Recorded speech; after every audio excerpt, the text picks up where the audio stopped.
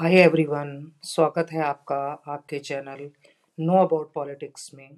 आज इस वीडियो में हम क्लास 10th की बुक लोकतांत्रिक राजनीति का टॉपिक ले रहे हैं, राजनीतिक दल। तो आइए देखते हैं। चलिए पहले समझते हैं राजनीतिक दल का क्या अर्थ है। दल को हम पार्टी भी कह सकते हैं।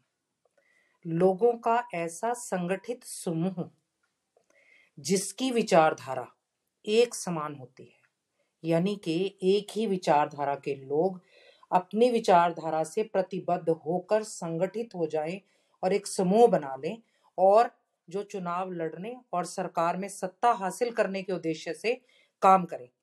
राजनीतिक दल चुनाव जीतने के बाद सरकार का गठन करते हैं और अपनी नीतियों और कार्यक्रमों के अनुसार जनहित के लिए कार्य करते हैं। जो दल चुनाव हार जाते हैं वो विरोधी दल या विपक्षी दल कहलाते हैं और जो जीत जाते हैं वो शासक दल या सत्तारूढ़ दल कहलाते हैं।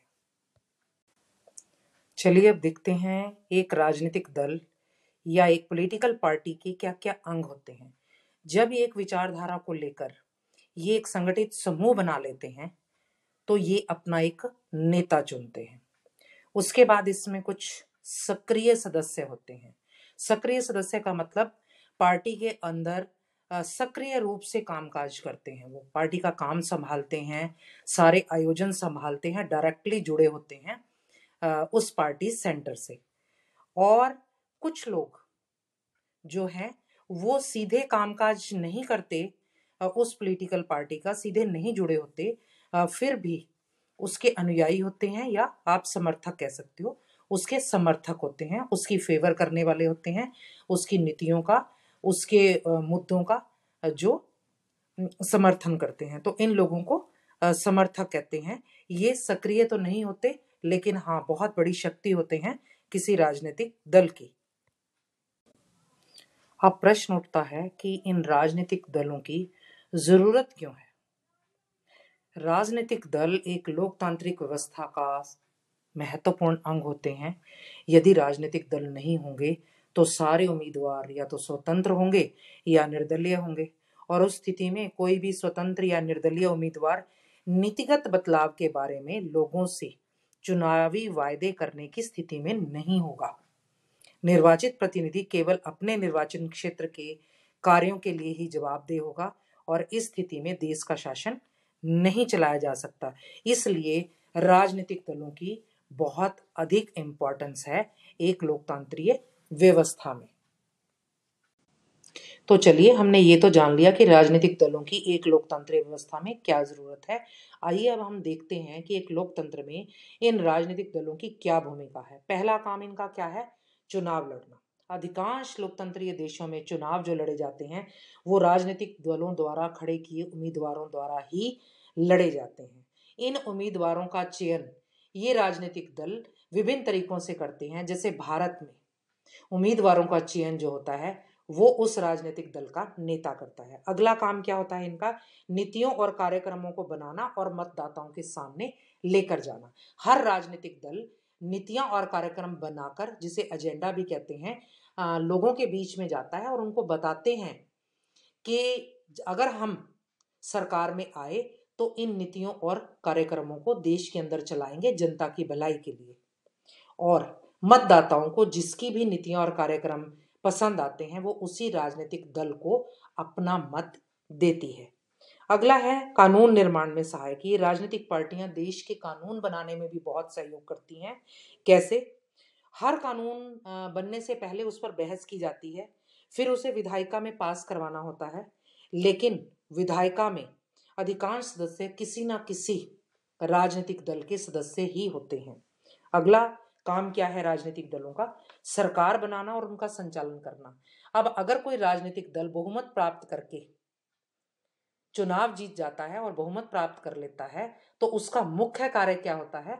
सरकार चलाना और सरकार बनाना और उसका संचालन करना।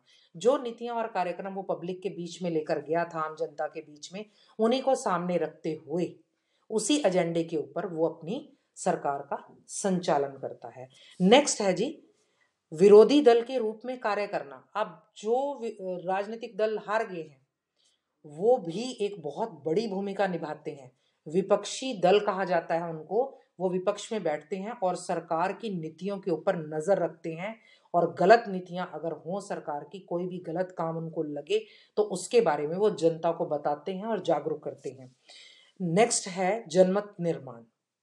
अब ये राजनीतिक दल जनमत निर्माण में भी महत्वपूर्ण भूमिका निभाते हैं, क्योंकि जो ये मुद्दे उठाते हैं फिर उन मुद्दों पर बहस करते हैं, जिसको देख सुनकर जो जनता है वो अपना मत बनाती है कि मुझे किस राजनीतिक दल की तरफ जाना है चुनाव में। तो इस प्रकार ये कुछ राजनीतिक दलों की भूमिकाएं थी। तो चलिए अब दलीय प्रणालियों के बारे में जानते हैं। विश्व में 3 तरह की दलीय प्रणालियां पाई जाती हैं। पहली एक दलीय प्रणाली। एक दलीय प्रणाली क्या होती है? ऐसी प्रणाली जिसमें देश में केवल एक ही राजनीतिक दल होता है। एग्जाम्पल है इसका चीन। वहां पर एक ही दल, साम्यवादी दल जो है वो राजनीतिक दल है, वही जो है वो सत्ता में आता है और वही सरकार चलाता है, और कोई ऑप्शन है ही नहीं। दूसरा है द्विदलीय प्रणाली। ये एक ऐसी प्रणाली है जिसमें देश में 2 राजनीतिक दल होते हैं, जैसे अमेरिका। अगला है बहुदलीय प्रणाली। वह प्रणाली जिसमें देश में 2 से अधिक राजनीतिक दल होते हैं, जैसे भारत में बहुदलीय प्रणाली है जिसमें कई राजनीतिक दल जो हैं वो एग्जिस्ट करते हैं। आगे बढ़ने से पहले चलिए जान लेते हैं राष्ट्रीय और क्षेत्रीय दलों में क्या अंतर होता है। राष्ट्रीय दल क्या होता है? अगर कोई दल लोकसभा के चुनाव में पड़ी कुल वोटों का या 4 राज्यों की विधानसभा चुनाव में पड़े कुल वोटों का 6% हासिल कर लेता है और लोकसभा में कम से कम 4 सीटें जीत लेता है, तो उसे राष्ट्रीय दल की मान्यता चुनाव आयोग दे देता है। ये दल देश भर में सक्रिय होते हैं, जैसे भारतीय जनता पार्टी, भारतीय राष्ट्रीय कांग्रेस। यानी कि मोटे रूप से देखा जाए तो राष्ट्रीय दल किसे कहेंगे? जो पूरे देश में सक्रिय होता है। आगे है क्षेत्रीय दल। क्या होता है? जब कोई दल राज्य विधानसभा के चुनाव में पड़े कुल वोटों का 6% या उससे अधिक प्राप्त करता है, तो उसे क्षेत्रीय दल के रूप में मान्यता मिल जाती है। ये दल किसी क्षेत्र विशेष में ही सक्रिय होता है। ये फर्क है दोनों में, राष्ट्रीय दल और क्षेत्रीय दलों में। मेन राष्ट्रीय दल पूरे देश में सक्रिय होता है और जो क्षेत्रीय दल होता है वो किसी क्षेत्र विशेष में ही सक्रिय होता है। ये अपने क्षेत्र के मुद्दों को ही उठाते हैं ये दल, जैसे इंडियन नेशनल लोक दल, इनेलो भी कहते हैं जिसको, शिरोमणि अकाली दल पंजाब में। इस चर्चा में हमने कई बार चुनाव और चुनाव आयोग का जिक्र किया है, तो देखते हैं ये चुनाव आयोग क्या है। देश में स्वतंत्र और निष्पक्ष चुनाव करवाने के लिए भारतीय संविधान में जो अनुच्छेद 324 है उसके द्वारा एक चुनाव आयोग बनाया गया है, इलेक्शन कमीशन। इसमें एक मुख्य निर्वाचन आयुक्त होता है और कई अन्य निर्वाचन आयुक्त होते हैं। यह आयोग मुख्य रूप से क्या क्या काम करता है? एक तो चुनाव क्षेत्रों को निश्चित करता है, मतदाता सूचियां तैयार करता है, चुनावों का प्रबंध करता है, चुनाव चिन्ह आवंटित करता है। अब देखिए चुनाव चिन्ह भी एक बड़ी इम्पोर्टेंट चीज है हमारे लोकतंत्र में। कई बार क्या होता है कि एक कोई अनपढ़ आदमी है, कोई साधारण आदमी है जो पढ़ लिख नहीं सकता, अपने मनपसंद नेता का नाम नहीं पढ़ सकता, वो लेकिन चुनाव चिन्ह तो याद रख सकता है ना। और नेता लोग क्या करते हैं? अपने जलसे जुलूसों में वही चुनाव चिन्ह के पोस्टर्स और ये सारी चीजें करते हैं ताकि लोगों के मन में वो चुनाव चिन्ह बैठ जाए। और कई बार क्या होता है कि एक ही नाम के कई जो है उम्मीदवार उस निर्वाचन क्षेत्र में जो है या उस पर्टिकुलर एरिया के जो है वो होते हैं, तो पहचान कैसे की जाए? तो चुनाव चिन्ह सबका अलग अलग होता है, बड़े आराम से पहचान हो जाती है। और एक अनपढ़ और अशिक्षित व्यक्ति भी बाहरी मदद के बिना जो है चुनाव चिन्ह की सहायता से अपना सीक्रेट वोट डाल सकता है। राजनीतिक दलों के सामने चुनौतियां, चलिए देखते हैं क्या चुनौतियां हैं। पहला है आंतरिक लोकतंत्र का अभाव है। राजनीतिक दल क्या करते हैं, सारी ताकत उस दल की या उसके एक या कुछ एक नेताओं के हाथों में ही सिमट जाती है।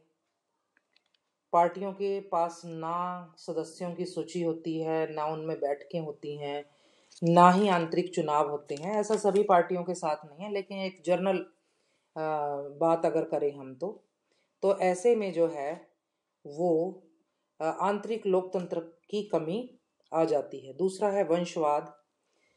राजनीति में पहले से स्थापित जो नेता हैं वो आम कार्यकर्ताओं को उभरने नहीं देते कुछ राजनीतिक दलों में, और वे अपने वंश या परिवार के लोगों को ही आगे बढ़ाते हैं। शीर्ष पदों पर भी हमेशा उन्हीं के के लोग जाते हैं। इससे जो एक आम कार्यकर्ता है उस राजनीतिक पार्टी का, उसके साथ अन्याय हो जाता है। अगला है पैसा और अपराधी तत्वों की घुसपैठ।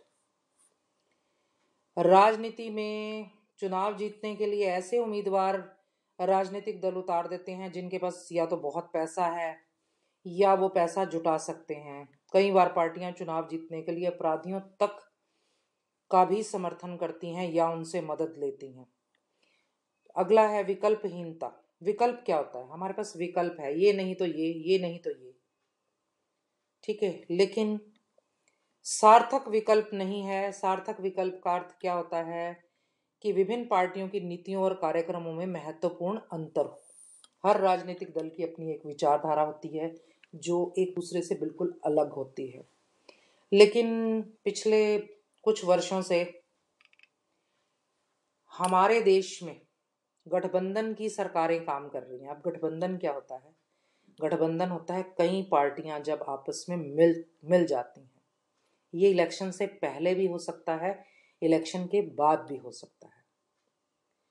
मौजूदा जो गठबंधन है जिसका नाम एनडीए है, नेशनल डेमोक्रेटिक अलायंस, राष्ट्रीय जनतांत्रिक गठबंधन, जो प्रधानमंत्री मोदी के नेतृत्व में सरकार चल रही है, वो भी गठबंधन सरकार है।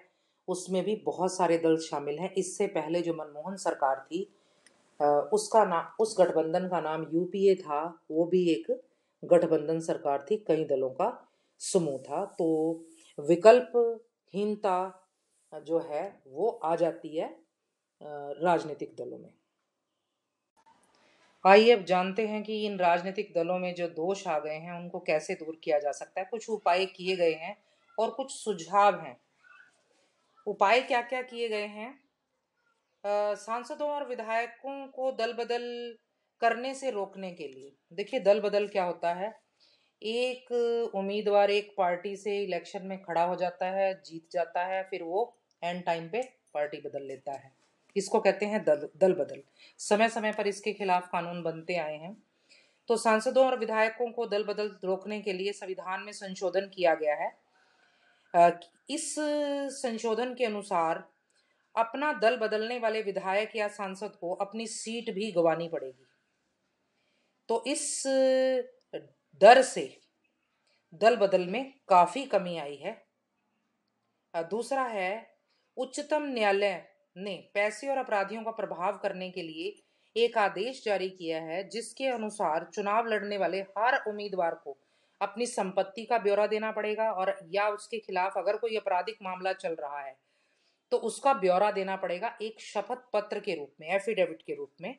वो उसके लिए अनिवार्य कर दिया गया है। तीसरा है, फिर चुनाव आयोग ने भी एक आदेश दिया है कि सभी दल अपने दल के अंदर, अपने संगठन के अंदर चुनाव करवाएंगे, जैसे उपाध्यक्ष का, अध्यक्ष का चुनाव।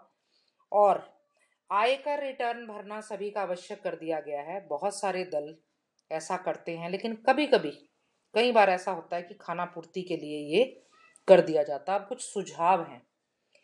अगर हम दलों के आंतरिक कामकाज के लिए कानून बना दें, जैसे कि सभी दल अपने सदस्यों की सूची रखें, संविधान का पालन करें, कोई विवाद है तो उसको एक स्वतंत्र व्यक्ति से सुलझाएं, उसको बिठाकर सुलझाएं, और बड़े बड़े पदों के लिए अपने परिवार के लोगों को ना सामने लेके आएं, बल्कि स्वतंत्र खुला चुनाव करवाएं जिसमें हर कार्यकर्ता को मौका मिले। तो अगर ऐसा हो जाता है तो ये काफ़ी कमी आ सकती है जो दोष हैं इनमें। दूसरा है, अगर महिलाओं के लिए दल के मुख्य पदों पर आरक्षण कर दिया जाए। तीसरा है, चुनाव का खर्च अगर सरकार उठा ले, सरकार दलों को इलेक्शन लड़ने के लिए धन दे, तो जो पैसे का खेल है वो खत्म हो सकता है। या तो वो जो इलेक्शन में पैसा खर्च हो रहा है पेट्रोल पे, कागजों पे, फोन पे और किसी भी चीज पे, तो उसको उसका खर्चा दे दें, या फिर पिछले चुनाव में जो परफॉर्मेंस रही है उस पार्टी की, जो मतों का अनुपात रहा है और उसके अनुसार नगद पैसा उस पार्टी को दे दिया जाए। आज की वीडियो में बस इतना ही। मिलते हैं अपनी नेक्स्ट वीडियो में बहुत जल्द। तब तक आप मेरे चैनल को लाइक कीजिए, शेयर कीजिए, सब्सक्राइब कीजिए, बेल आइकॉन का बटन दबाना मत भूलें। Thank you very much for watching.